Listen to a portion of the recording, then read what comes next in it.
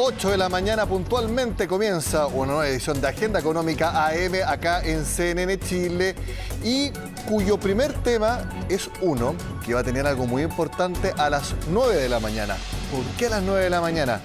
Porque a esa hora está convocada la mesa liderada por el Ministerio de Salud para resolver el grave problema, la enorme crisis y la posible, no digo probable, digo posible quiebra de las ISAPRES, que podría tener una verdadera crisis en el sistema de salud de nuestro país. De hecho, el exministro de Salud, Jaime Mañalich, hablaba de una catástrofe si es que eso sucede. Bueno, a las 9 de la mañana está convocada esta mesa del Ministerio de Salud y obviamente hay que trabajar rápido, pero hay que hacerlo bien porque es un tema sumamente complejo y los tiempos apremian porque quedan 4 meses para aplicar el fallo de la Corte Suprema que hace que la ISAPRES tenga que aplicar los precios de 2019 en la tabla de factores.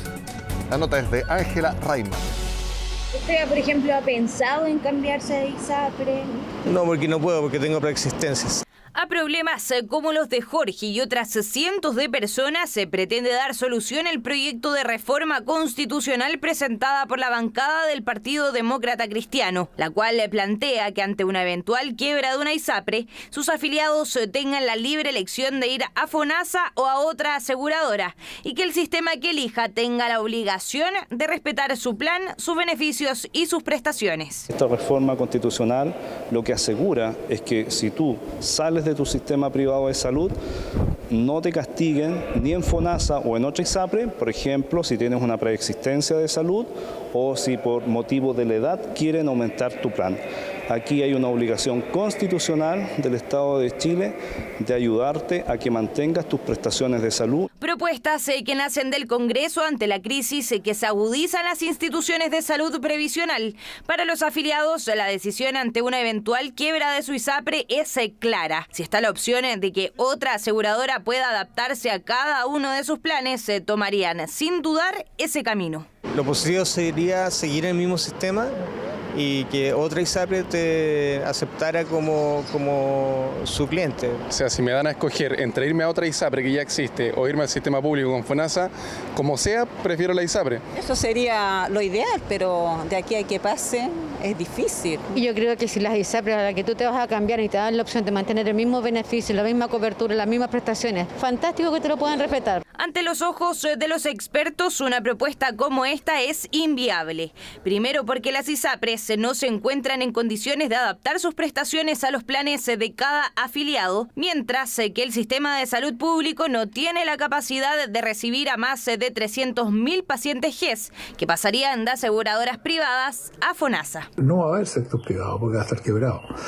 Por lo tanto, la única alternativa que va a quedar va a ser el FONASA, sector público, y en ese escenario ya probablemente si se quieren garantizar los mismos beneficios ya que tenía en los contratos privados, esto significa que el FONASA no es capaz de hacerlo y a continuación implica gasto público. Esta crisis es muy larga y es de grandes consecuencias, requiere más seriedad en el planteamiento de este tipo de soluciones. El sistema público ya comienza a sentir repercusiones ante la crisis de las aseguradoras. En relación al mes de noviembre de 2022, un 21,7% de los afiliados a una ISAPRE migraron a FONASA. El Ministerio de Salud, por su parte, indicó que de momento están enfocados en cómo la Superintendencia de Salud entregará un mecanismo al reajuste de la tabla de factores de las ISAPRES para luego de esta resolución medir consecuencias y presentar propuestas con prudencia y responsabilidad. En este momento estamos más bien concentrados en el tema de cómo se va a dar cumplimiento al fallo y cómo seguir trabajando de manera de dar estabilidad al sistema y vamos a analizar las propuestas que nos entrega el Congreso. Hemos notado un aumento dentro de lo normal, han aumentado también las consultas dentro de las sucursales que nosotros tenemos, pero no auguramos nosotros una avenida masiva, sino que más bien dentro de los cánones normales, con un poquito más de agudeza,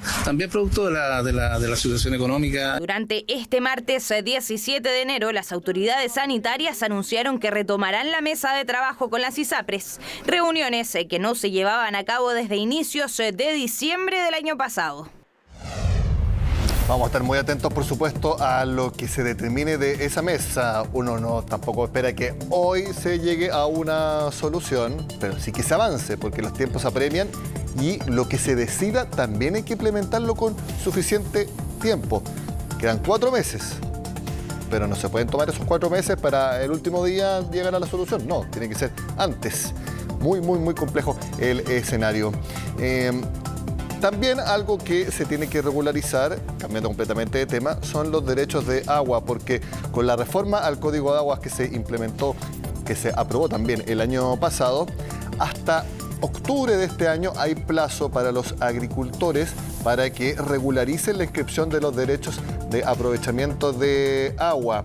De hecho, el INDAP va a ayudar también a los pequeños agricultores con financiamiento para que puedan asesorarse legalmente y estar en regla. Incluso los pequeños agricultores tienen más tiempo.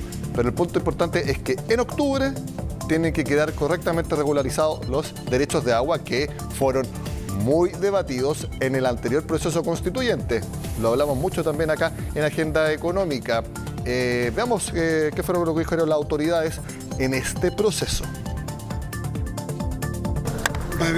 Se hace bien estricto en cumplimiento.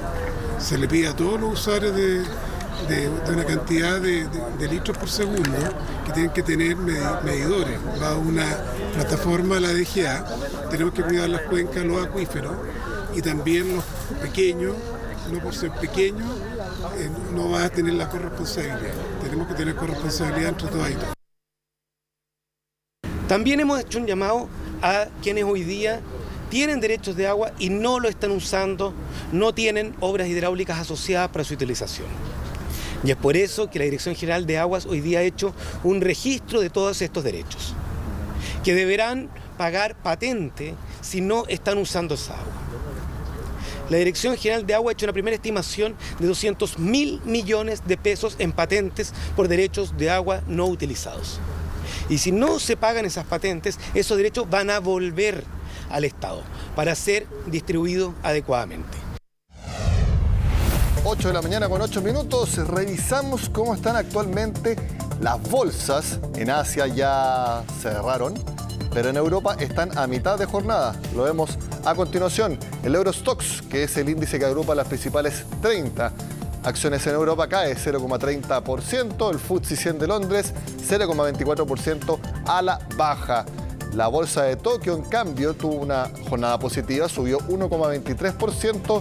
En cambio, el Hang Seng de Hong Kong cayó 0,78%. Eso es lo que sucede en los mercados en estos momentos. Hoy es una jornada importante en Estados Unidos porque ayer fue feriado y por lo tanto hoy abre nuevamente la bolsa de Nueva York. Veremos si es que este ánimo de que la actividad económica puede repuntar, o al menos que la Reserva Federal de Estados Unidos no subirá tanto la tasa de interés, puede impactar en los precios de los activos de renta variable. Mientras tanto, yo les cuento que el dólar en Chile rompió una racha de 8 días consecutivos bajando y subió, nada espectacular tampoco, a 822, y también está muy marcada por el dólar, por lo que sucede con la Reserva Federal de Estados Unidos. Hacemos la pausa en Agenda Económica y al regreso analizamos el tema que se va a tomar prácticamente toda la agenda noticiosa mañana. Domingo. ¿Por qué? El Comité de Ministros sesiona desde muy temprano a las 8 de la mañana. Lo analizamos al regreso con el presidente de la Sonan. Hasta ahora, pero mañana ya debería estar sesionando el Comité de Ministros y que va a tener que decidir nuevamente el futuro de Domingo. ¿Por qué les digo nuevamente? Porque en 2017 también sesionó el Comité de Ministros y en esa ocasión se rechazó el proyecto y recordemos la crisis política enorme que provocó esa decisión con la salida del ministro de Hacienda Rodrigo Valdés, del subsecretario de Hacienda Alejandro Mico y del ministro de Economía Luis Felipe Céspedes. Bueno, eso pasó hace más de 5 años, fue en 2017. Bueno, sigue todavía siendo tema Domingo y mañana entonces sesiona este Comité de Ministros. Y había mucha discusión sobre si se iba a inhabilitar la ministra de Medio Ambiente, Maísa Rojas, debido a su cercanía con Oceana, que es una agrupación que ha participado en estos procesos en contra de Domingo. Bueno, Esto fue lo que dijo la ministra de Medio Ambiente que preside el Comité de Ministros. No me voy a inhabilitar. Hay que recordar de que la inhabilitación está normada, existen ciertos criterios y nosotros hicimos el análisis, que no hay ninguna de esos criterios que se cumplan. Muy bien, analizamos lo que va a suceder mañana junto al presidente de la Sociedad Nacional de Minería, Jorge Riasco, que está al contacto de Agenda Económica. Jorge, muchas gracias por conversar con CNN Chile. Buenos días. Buenos días, Nicolás. ¿Qué es lo que espera la Sonami que suceda mañana en el Comité de Ministros? Si es por esperanza, Nicolás, nosotros esperaríamos que prevaleciera el análisis técnico y que el proyecto fuera, en definitiva, aprobado de acuerdo a los méritos, o analizado al menos de acuerdo a los méritos técnicos que tiene, y que han sido confirmados, digamos, en varias instancias judiciales especializadas del propio Tribunal Ambiental. Eso es lo que esperaríamos, ¿ah? Sin embargo, personalmente no estoy muy optimista. Este tema ya se ha visto tantas veces y con resultados que ya todos conocemos. No veo, digamos, de que haya un giro que permita cumplir la esperanza que tenemos en ese sentido. Claro, porque una cosa puede ser el análisis técnico y otra cosa es el análisis político. Y en ese punto me quiero centrar ahora en la conversación, porque hasta el presidente Gabriel Boric ya dijo que está en contra de Dominga, y políticamente me parecería muy difícil que alguno de sus ministros vaya a votar a favor, llevándole la contra a lo que ya dijo el presidente de la República. Bueno, esa es la conversación que uno esperaría que se pudiera tener al interior del gobierno, ¿ah? Uno puede aceptar que en una etapa inicial del análisis de este proyecto se alegara falta de información o se alegaran algunas deficiencias desde el punto de vista de las evaluaciones, pero después de 10 años de tramitación y con todas las aclaraciones, la verdad es que este gobierno tenía la oportunidad de hacer un análisis nuevo y evaluar el proyecto de acuerdo a sus propios méritos. Y sin desestimar el aspecto político. El aspecto político también tiene que considerar cuáles son los pros y contras de realizar el proyecto. Y entre los contras que se le han achacado, la verdad es que la información disponible hasta ahora y que ha sido transparentada a través de los fallos de las distintas instancias, especialmente los fallos del Tribunal Ambiental, permite constatar de que los peligros que se veían en un principio del proyecto no son tales, y por lo tanto podría haberse evaluado algo distinto, ¿no es cierto? Después de tanto tiempo, yo creo que ese análisis era procedente y no se ha hecho, lamentablemente. Por lo tanto, que el presidente haya opinado en contra del proyecto en un discurso importante incluso, no quita que después, como ha sido en otras materias, cambie de opinión y cambien de opinión sus ministros. Ahora, sí, eso ha sucedido, pero políticamente me parece que es bastante más difícil. Ahora yo quiero preguntarle por otro antecedente.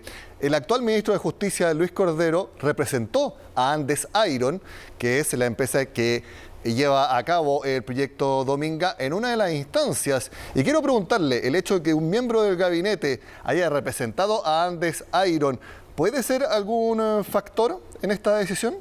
Porque, recordar, sí, que el ministro de Justicia no vota en el Comité de Ministros, pero es parte del gobierno.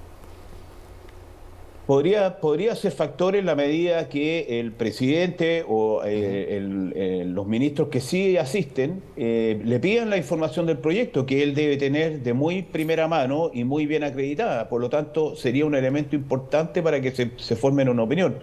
Yo insisto, el hecho de haberse pronunciado en contra, y probablemente por razones que no son técnicas, sino que por la propiedad del proyecto o por otras razones, hacen que la verdad es que creo yo que hay la responsabilidad, la obligación de poder recolectar toda la información necesaria para tomar una buena decisión y así responder a las expectativas de los propios habitantes de la higuera y la necesidad de la industria de retomar un camino de desarrollo y crecimiento respecto de lo cual este proyecto también es emblemático. Sí, ese punto quería tocar, emblemático, porque Hidroicén fue emblemático para los proyectos de energía, Dominga es emblemático para los proyectos mineros.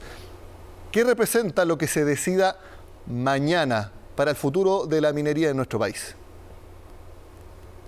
No solo el futuro, digamos, el futuro de la minería se ve a 20 años, ¿no es cierto? Pero yo creo que el presente de la minería es lo que nos tiene preocupados. Hoy día hay una demanda de metales en ciernes que obliga a tomar decisiones hoy día. Y no nos obliga a aprobar proyectos malos, pero sí nos obliga a desestimar otras consideraciones por las cuales los proyectos pudieran no estarse haciendo. Y no estoy hablando solo de este proyecto, estoy hablando de varios proyectos más que tenemos en cartera y que necesitan una evaluación acertada, una evaluación técnica, una evaluación justa.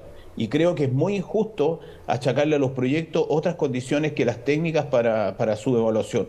De ahí que nosotros sostengamos de que el sistema de evaluación ambiental en su conjunto debiera ser reevaluado para permitir que efectivamente los proyectos se puedan hacer y se puedan hacer bien. Se ha hablado mucho de esa reestructuración de la evaluación ambiental de los proyectos y prácticamente todas las recomendaciones técnicas es que la decisión política esté al inicio del proceso y no al final como está sucediendo ahora, que si un gobierno de turno, por las razones que sean, no le gusta un proyecto, que se diga al principio, así se evita todo el trámite posterior, que es lo que se está viendo ahora, que se ha hecho todo el trámite y tal como usted decía, o sea, ¿cuánto tiempo llevamos hablando de Dominga y se sigue sin tener una decisión definitiva? Así es, puede ser una solución, aun cuando yo no soy partidario de que los aspectos políticos netamente sean determinantes para que un proyecto se haga o no. Yo creo que aquí hay un interés general del país que tiene que ser resguardado, hay una responsabilidad por los recursos que el país tiene, ¿no es cierto?, de cara, en este caso, a la lucha contra el cambio climático, a la transformación energética, ¿no es cierto?, y que nosotros tenemos que responder esa responsabilidad con un sistema eficiente de apoyo, de acompañamiento del Estado a los proyectos para que se hagan de la mejor manera posible. Y no para impedir su realización a toda costa, como pareciera que es en algunos casos. Usted mencionó que lo que se decida mañana puede determinar lo que suceda en la minería hoy. Y quiero preguntarle porque la minería, actualmente, la mayoría de los proyectos, no quiero decir todos porque puedo estar equivocado, pero la gran mayoría son expansiones de actuales yacimientos. Entonces quiero preguntarle si a esos proyectos son los que puede tener efecto en lo que se decida mañana, o usted dice nuevos proyectos que surjan de nuevas exploraciones y no de yacimientos que estén actualmente operando. Nicolás, hay un conjunto de proyectos que son lo que usted dice, ¿no es cierto? O brownfield, que son proyectos que están funcionando y que necesitan optimizaciones, ampliaciones, ¿no es cierto? Pero también hay proyectos nuevos que podrían iniciar su tramitación dentro de los próximos 2 años, o sea, durante este gobierno. ¿Y qué sentido tiene iniciarla si sabemos que el desenlace va a ser malo? Usted dice entonces que los greenfield, que son los proyectos nuevos, van a estar condicionados con lo que pase mañana. Es muy probable, es lo que uno tiende a pensar, a menos que haya una aclaración suficiente de las autoridades, ¿no es cierto? Y que en el fondo no haría más que poner en evidencia que este proyecto en especial, el de Dominga, tiene condicionantes que no tienen nada que ver, digamos, con la evaluación ambiental, sino que con otro tipo de evaluaciones. Entonces, yo creo que aquí hay que buscar cierta objetividad, ¿no es cierto?, en los análisis. Pero insisto, nuestra preocupación es porque hay proyectos que pudieran realizarse, que son de los pocos proyectos de gran escala que pudieran quedar para realizar en los próximos años y que no tendría sentido siquiera presentarlo. ¿Cuáles son esos nuevos proyectos? Porque estaba pensando mientras estábamos conversando, otro emblemático es Pascualama, que también uno piensa que se ha terminado como 5 veces y sigue con posibilidades, con recursos, que en verdad parecen no tener fin. Pero, ¿qué otros proyectos y en qué metales usted menciona que podrían estar a la espera y que, como lo mencionábamos recién, puede depender mucho su futuro de lo que suceda mañana? Bueno, hay un proyecto Santo Domingo, ¿no es cierto?, de Capstone, está Vizcachita, aquí en la quinta región, que incluso también ha estado en la polémica, digamos, y que son proyectos que deberían en algún momento evaluarse. Y además de eso, hay muchos proyectos de mediana importancia o más pequeños que juntos pueden colaborar a ir completando producciones que nosotros vamos a necesitar en el futuro. Todos esos proyectos más pequeños y que sufren las mismas exigencias de los proyectos grandes debieran ser evaluados incluso con otra medida, de otra manera y en forma proporcional a los menores impactos que representan. Y sin embargo tenemos un sistema sumamente rígido que se aplica a todo proyecto que signifique una producción de más de 5.000 toneladas de mineral al mes, lo que es una cifra sumamente baja para cualquier estándar de producción minera.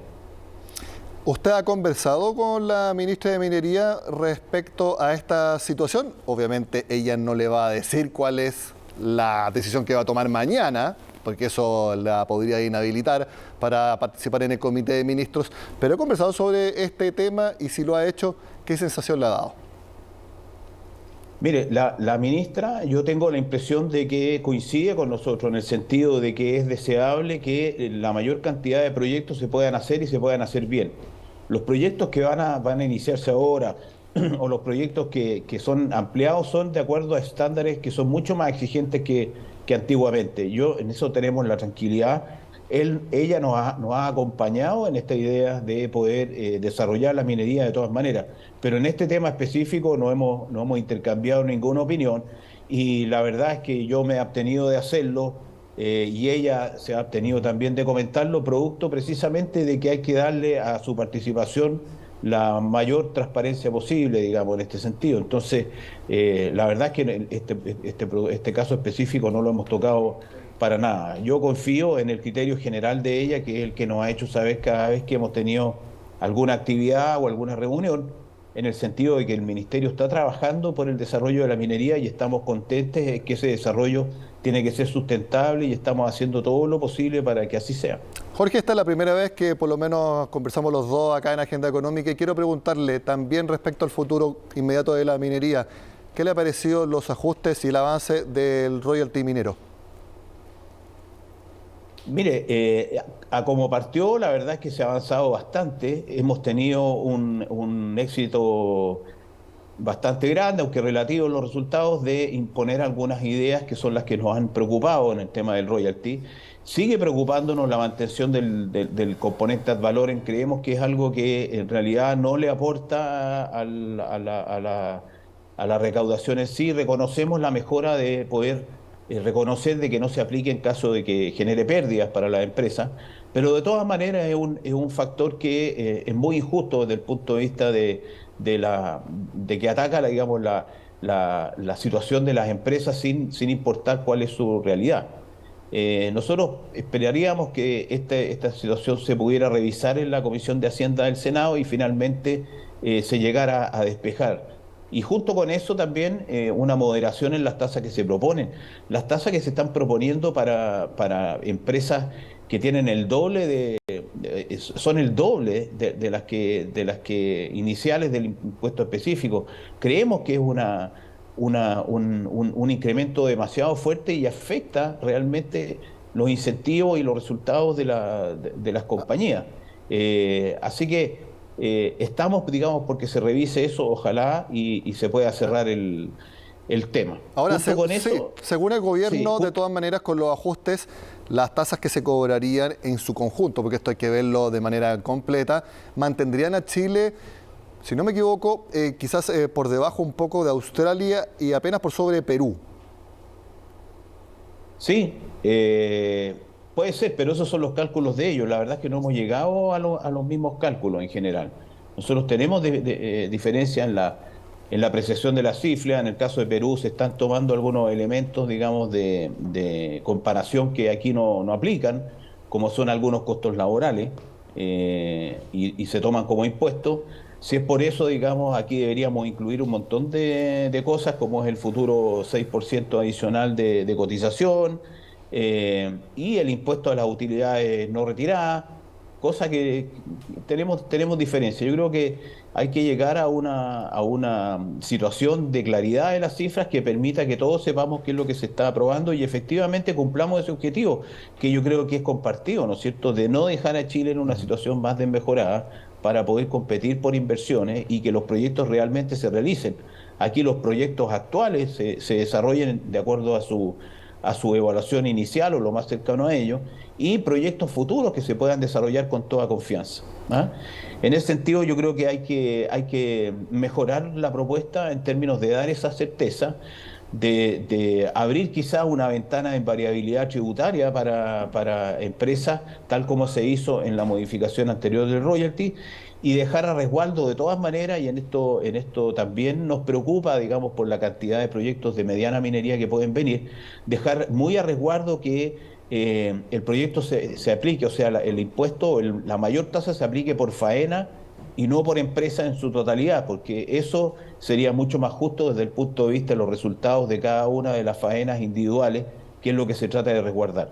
Jorge Riesco, presidente de la SONAMI, muchas gracias por estar con nosotros en Agenda Económica y le aviso que le vamos a contactar mañana cuando se conozca la decisión del Comité de Ministros. Que tenga un buen martes.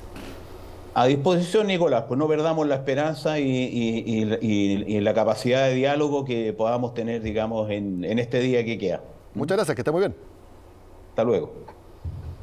Antes de terminar la Agenda Económica, 8:30 de la mañana, estamos un poco pasados, les muestro la portada de Pulso del diario La Tercera. ¿Qué les quiero mostrar? Porque Rosario Navarro, consejera de la SOFOFA, podría ser la primera presidenta de la Sociedad de Fomento Fabril en sus 140 años de historia. Ya fue presentada su candidatura junto a una lista que integran otros consejeros y es algo que podría suceder. Rosario Navarro hace tiempo que está en el Consejo de la SOFOFA y es hija de Andrés Navarro, el histórico presidente de la SOFOFA que compitió con Bernardo Larraín hace un par de elecciones por la presidencia de la SOFOFA. Ahí ganó Bernardo Larraín. Bueno, ahora va su hija Rosario Navarro entonces para presidir la SOFOFA. Con esta información terminamos la Agenda Económica de este martes. Sigan con nosotros acá en CNN Chile.